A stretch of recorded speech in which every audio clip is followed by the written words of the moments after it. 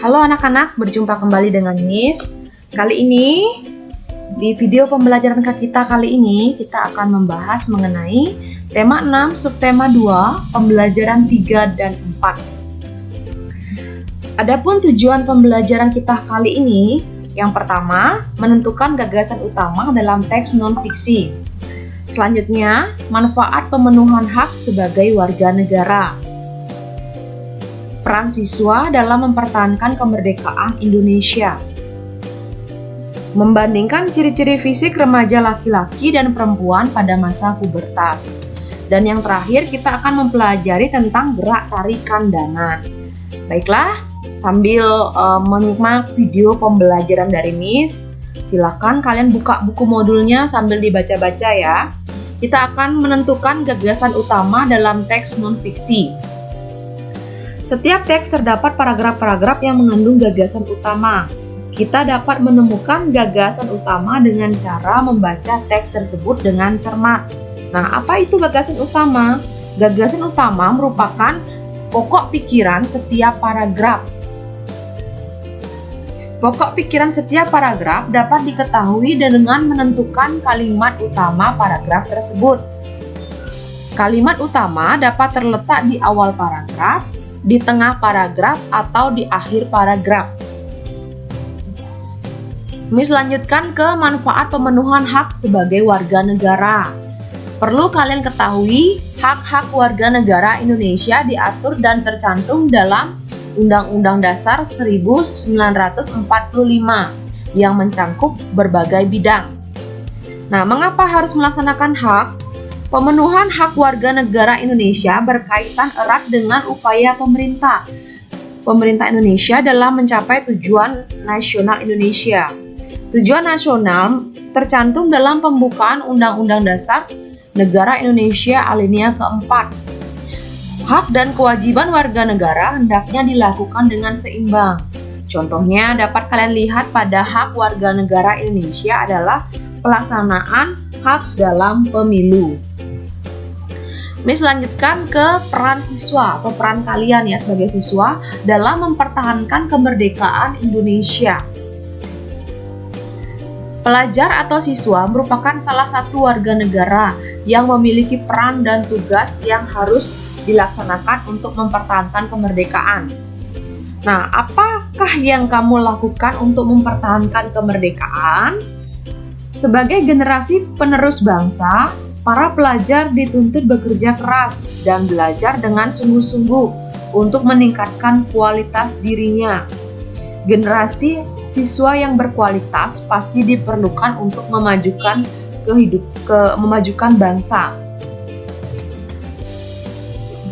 Menjaga kerukunan dan kedamaian di lingkungan kita merupakan salah satu usaha untuk mempertahankan negara kesatuan Republik Indonesia. Nah, berikut ini berikan beberapa contoh menjaga kerukunan dan kedamaian di lingkungan sekolah. Yang pertama, mengembangkan rasa toleransi antar teman. Selanjutnya, bermain dengan teman tanpa memperdulikan perbedaan suku bangsa, agama, dan budaya. Saling menghormati dan menghargai antar sesama teman. Mengutamakan kepentingan bersama di atas kepentingan pribadi. Sekarang ayo kita mengamati.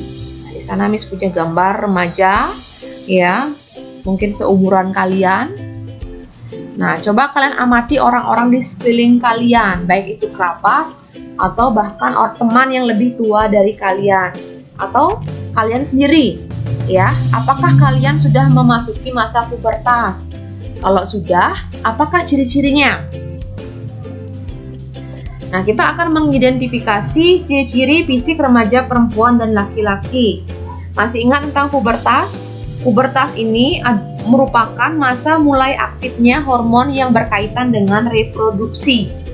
Masa pubertas itu biasanya terjadi pada rentang usia 10-19 tahun.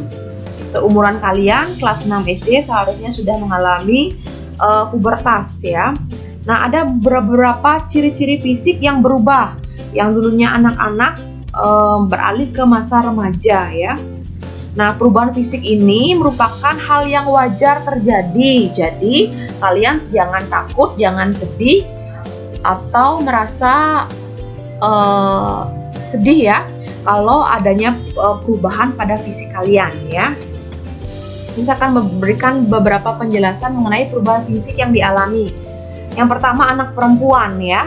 Anak perempuan ini yang pertama payudaranya mulai tumbuh. Ciri utama yang tampak pada anak perempuan pada masa memasuki pubertas adalah perkembangan payudara.